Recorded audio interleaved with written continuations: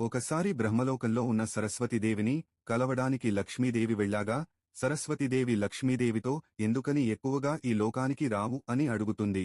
అప్పుడు లక్ష్మీదేవి, నేను భూలోకంలో ఉన్న భక్తులతో క్షణం తీరిక లేకుండా ఉంటాను. నీలాగా వీణ వాయించుకునే పని ఉంటే నేను కూడా విశ్రాంతిగా ఉండేదాన్ని అని అంటుంది. దీంతో ఇద్దరు దేవీల మధ్య వాదోపవాదాలు జరిగి న్యాయం కోసం వైకుంఠంలో ఉన్న విష్ణుమూర్తి దగ్గరికి వెళతారు.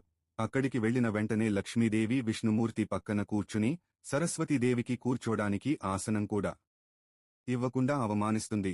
ఆగ్రహించిన సరస్వతీదేవి లక్ష్మీదేవితో, విష్ణువెదలో ఉంటాననే కదా నీకు ఇంత అహంకారము అని ఆగ్రహించి భూలోకంలో విష్ణుమూర్తిని ద్వేషించే తులసిదేవిగా జన్మిస్తావని శపిస్తుంది. కాని విష్ణుమూర్తి సరస్వతీదేవిని శాంతించమని కోరగా శాంతించిన సరస్వతీదేవి లక్ష్మీదేవితో ఇలా అంటుంది, విష్ణుపూజలో నిన్ను అత్యంత పవిత్రమైన తులసిదళంగా ఉపయోగిస్తారని ఆ శాపాన్ని వరంగా మారుస్తుంది.